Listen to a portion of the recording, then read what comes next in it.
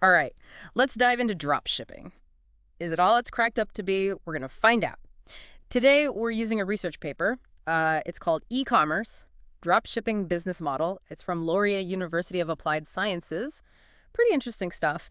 And we've got an exclusive interview with Toolcat Oy, a real company doing dropshipping right now. Yeah, having that mix of research and real-world experience is going to be really helpful. Absolutely. And one thing's for sure, dropshipping is getting huge EA. The research says the market was already worth like almost $226 billion in 2022. Yeah. And get this, they think it'll grow over 23% every year until 2030. That's insane. Well, it makes sense when you think about it. Global e-commerce is booming too. Hit like $5.2 trillion in 2021. Huh. More people shopping online means more chances for businesses that don't need, like giant warehouses. That's where dropshipping shines. They go hand in hand for sure. So the research calls dropshipping a potential retailer's paradise, and I get why. Low startup costs are a big deal. You don't need tons of cash to buy inventory up front. Right, it's perfect for people starting out or if you want to try a new product without risking a ton. Exactly. And the scalability is amazing. Imagine your product explodes in popularity. Suddenly, 10 times the orders. With dropshipping, you don't panic about finding more warehouse space. Your supplier deals with it. That's a huge weight off your shoulders. I've also heard a lot about the flexibility. Manage your business from anywhere with internet access. Sounds like a dream. Yeah, in theory, it's great. But remember, every business model has its challenges. Dropshipping's no different. That's the catch I was waiting for. Both the research and our interviewee pointed out some downsides we got to talk about. One of the biggest is low profit margins. With so many people jumping into dropshipping, competition is fierce. You end up having to lower your prices. Margins can get really thin, especially if you're not careful about what you sell and how you market it. So it's not just picking any random product and throwing it online. You've really got to stand out. Another concern is that you, as the dropshipper, kind of lose control over a lot of things. Like packaging, or how fast the shipping is. Even if customer service messes up, it reflects on you, even though you're not directly handling it. Oh, that's rough. The research actually gave an example of a dropshipper whose brand got hurt because their supplier kept having shipping delays, even though it wasn't their fault. Right, and that brings us to another big issue. Unreliable suppliers. Our interviewee mentioned this too. Delays, damaged goods, wrong stuff sent. It could be a nightmare. Yeah, finding dependable suppliers is make or break for dropshipping. You really need to do your homework there. Absolutely. And even with the good supplier, you might run into issues with what they call fragmented shipping. Fragmented shipping, what's that? So one customer orders from you, but you might be using multiple suppliers for different items in that order. Okay, so far so good. The problem is those different suppliers send separate packages. They all arrive at different times. The customer's confused, Yeah, I can see how that would be frustrating. and they might blame you, even though you had nothing to do with the shipping itself. Not a great look. Definitely not. We've talked about the pitfalls, but what about the ethics of dropshipping? Is it inherently a bad thing? Dropshipping itself isn't unethical, but it does have a reputation for some shady practices, like the AliExpress markup issue. AliExpress markup. I'm not familiar with that. It's basically when someone buys a cheap product, say, from AliExpress, and then sells it for way more without actually adding any value. Ah, so just inflating the price for no reason. Right. It feels dishonest. Transparency with your customers is super important. Tell them where the product comes from, why it's priced that way. Build trust. Build a real business, not just a quick cash grab. Exactly. And that's something our interviewee really emphasized too. Building long-term relationships with both customers and suppliers. That's the way to go. So speaking of our interview, this is with Toolcat Oy. They're a Finnish wholesale company. They do professional hand tools and equipment, been around since 1996. So they've got a lot of experience. I'm curious, why would a company like them, already successful, decide to get into dropshipping? Well, they see it as a way to reach more people, basically. Get their name out there. It's not their main focus, revenue-wise. But it helps them grow their network. So it's like an extra way to expand and get noticed, rather than their core business model. Exactly. And it lets them offer a wider range of products to their existing retail partners without those partners having to deal with more inventory. So Toolcat doesn't have to store all that extra stuff, and their retail partners get more options. Win-win, right? Yeah, that's the idea. They've actually seen some really positive results already. Oh, like what?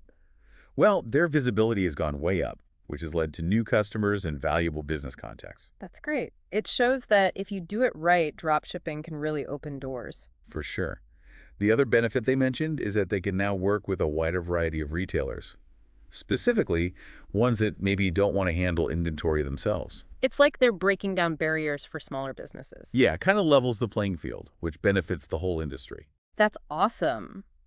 But I'm sure they've hit some bumps in the road, too. What challenges did they talk about? Well, the unreliable supplier thing came up again, especially with shipping and fulfillment.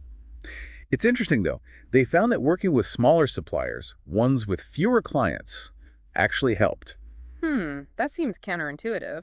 You'd think a bigger supplier would be more reliable. You'd think so, but it turns out those smaller suppliers are often more attentive. They really focus on keeping their clients happy. Makes sense. So overall, are they happy with their decision to do dropshipping? Yeah, they're very positive about the future of it. They're always looking for ways to improve, and they're excited to see how it evolves. It's great to see a company embracing innovation like that. Any words of wisdom for other companies thinking about Like I dropshipping? said, don't just copy what everyone else is doing. Take a good hard look at the model and see if it fits with your goals and how your business already works. That's such important advice. It's easy to get caught up in the hype, but you've got to be strategic. Think long term. Definitely. And that actually leads us perfectly into the research paper's case studies, which we'll get to in the next part of our deep dive. Oh, right. The researcher followed two different dropshipping companies, Cinerox and Inano, right? Yep. Cinerox was already established. They were a fashion brand. Inanna was brand new, and they focused on just one product, a disinfectant spray. Two totally different approaches. What happened? Did they make it? We'll get into the nitty-gritty in part 2, but both of them use something called a price differentiation strategy. Price differentiation. I'm not sure what that means. Basically, they aim to sell their products for about double the wholesale price. That seems reasonable.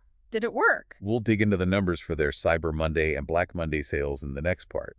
But what's really striking is how little they spent to get started. Cinerox only invested about 29 euros. Whoa, seriously? Yeah, and Inano spent a bit more, 34 euros, mostly on stuff like website subscriptions and domain names. That's incredibly low, so anyone could potentially try dropshipping without breaking the bank. That's what the researcher highlighted. Even if these businesses had failed completely, they wouldn't have lost much of all. Dropshipping can be a pretty low-risk way to experiment. I can see why people are jumping on board, but I'm guessing they face some challenges too, right? Oh, for sure. We'll unpack those challenges, how they dealt with them in part 2, along with a closer look at those case studies and more insights from Toolcat Oi. Welcome back to our dropshipping deep dive. Before we move on to those case studies, let's circle back to those Cyber Monday and Black Monday sales. Remember those? Oh, yeah. Cinerox and Inano, both doing a 30% off sale and starting with those tiny investments. What happened? Well, after all the costs, product costs, their initial investments, even the promotional stuff, Cinerox ended up with a profit of 141 euros, Not bad. and Inano made 134.22 euros profit. Pretty impressive, considering they barely spent anything to get started. Shows that dropshipping, done right, can be profitable, even on a small scale. Right. And the researcher was really interested in that low risk factor. Like, even if those businesses had totally flopped, they'd only be out their initial investment. It's a good way to test the waters. I can see the appeal. So, about those case studies, what else did the researcher learn besides just the money they made? One of the biggest takeaways was how important niche selection and product differentiation are. Cinerox, for example, they were in fashion, right? That's super competitive. And they were targeting young women specifically. So they had to find a way to stand out from the crowd. What did they do? They focused on curating trendy pieces, but at affordable prices. And they were smart about using social media, especially Instagram. Influencer marketing. Build that buzz, get people talking. Exactly. But Inano had a different challenge. They were selling just one product, a disinfectant spray. And that market's pretty crowded, too. How do they stand out? Instead of competing on price alone, they marketed their spray as premium and eco-friendly. So they were appealing to a specific type of customer, those who are willing to pay more for quality and sustainability. Right. It's like finding a niche within a niche. Right. Both companies, even though they went about it differently, found ways to differentiate themselves and attract the right customers. That's a key takeaway for anyone thinking about dropshipping. You can't just pick any product and expect it to sell itself. You got to understand your market, find a gap, and offer something unique. Give people a reason to choose you over everyone else. Love that. Now, we have to talk about the elephant in the room. We've mentioned it before. Lack of control over the customer experience. When someone else is handling your shipping and fulfillment, things can go wrong. Yeah, it's a big concern.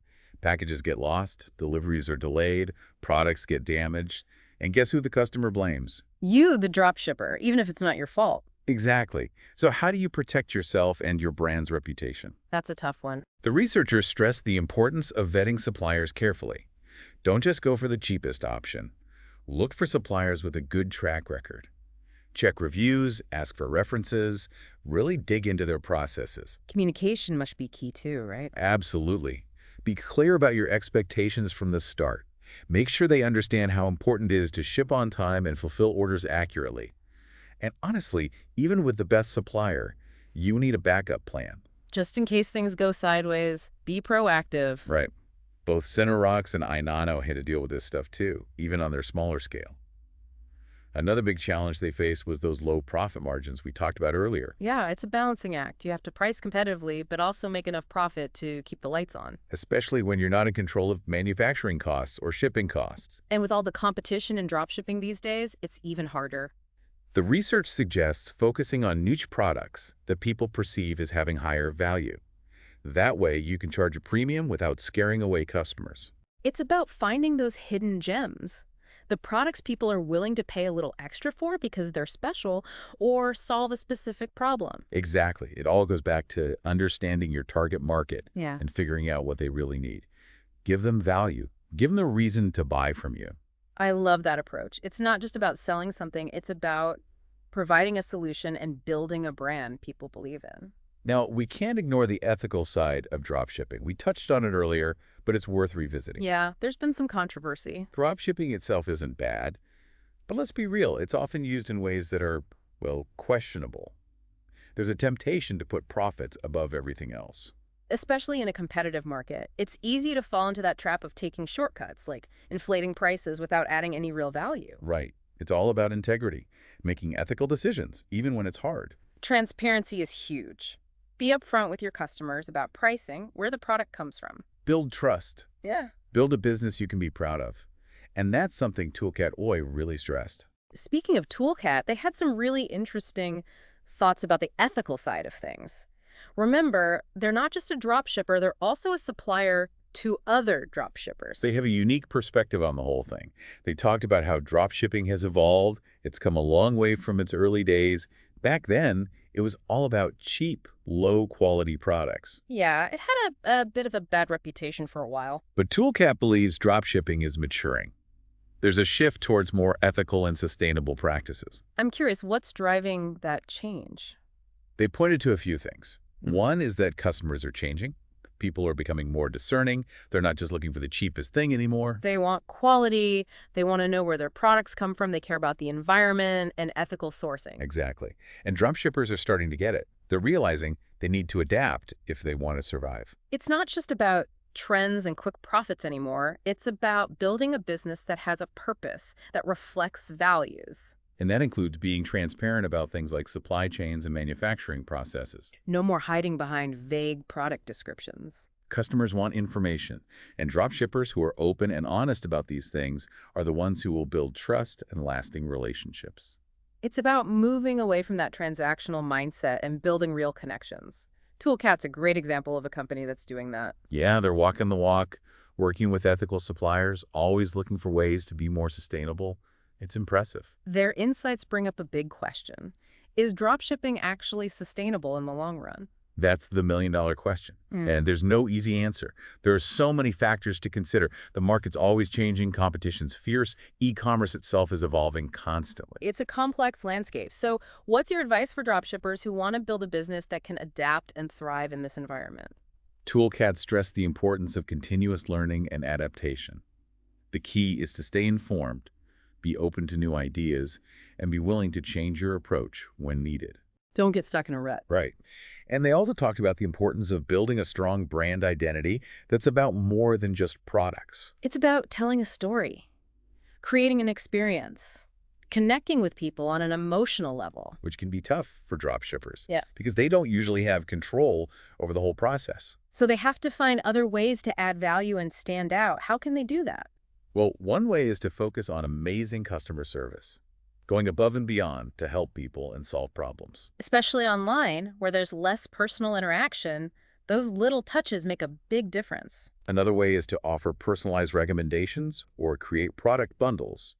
Show customers you understand their needs. Make it a personalized experience, not just a generic one. And building a strong community around your brand can be really powerful. Engage with people on social media, create interesting content, maybe host online events. Give people a sense of belonging. It's all about connection. Exactly. The bottom line is, dropshipping success isn't just about logistics and profits.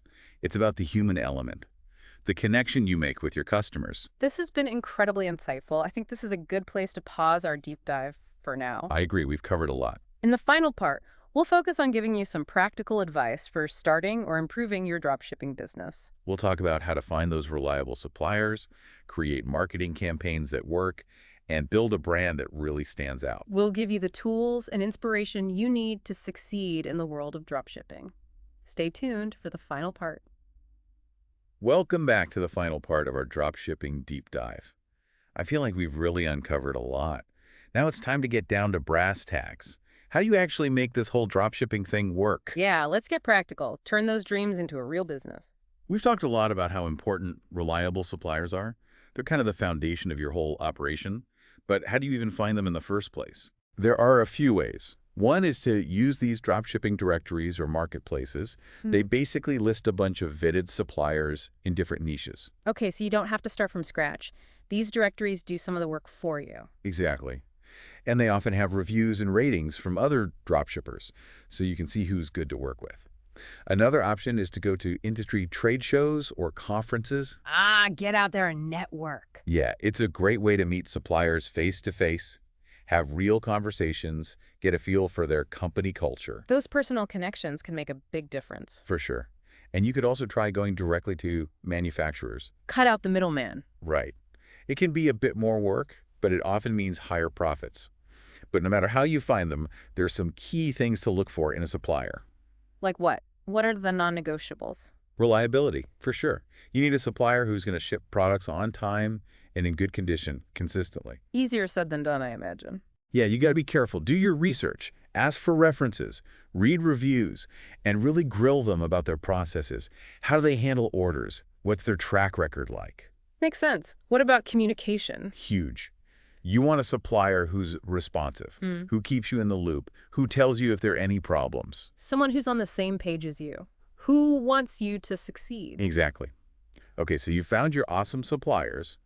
Now, how do you actually get people to buy your stuff? Time for marketing.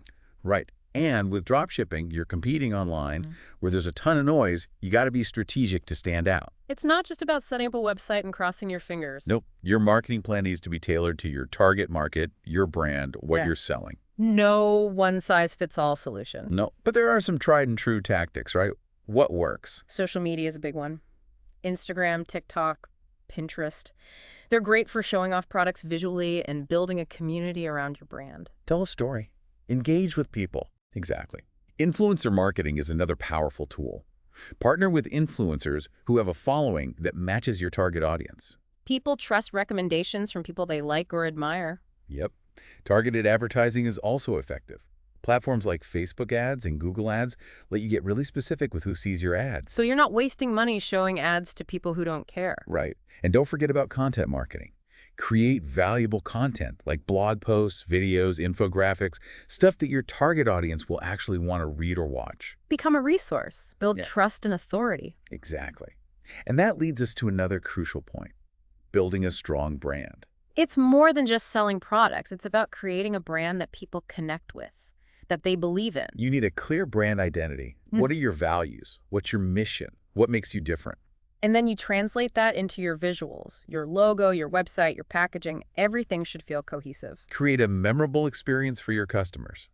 And don't underestimate the power of good customer service. Especially online, where everything's so impersonal. Right. Go above and beyond to make sure your customers are happy. That's how you get repeat business and good reviews. Word-of-mouth marketing is the best kind. So As we wrap up this deep dive, what are your final thoughts? What do drop shippers need to keep in mind? Dropshipping can be a great way to start a business. It's flexible, low cost, and you can reach people all over the world. But it's not a magic bullet. It takes work. Yeah. You need to be dedicated, willing to learn, and ready to adapt. It's a journey. It is. And if you're passionate about entrepreneurship and you're willing to put in the effort, dropshipping could be the perfect fit for you. And that's a wrap on our dropshipping deep dive. We've covered a lot of ground. Hopefully you feel informed and inspired. Remember, choose your partners carefully, market strategically, and never stop learning. Good luck out there.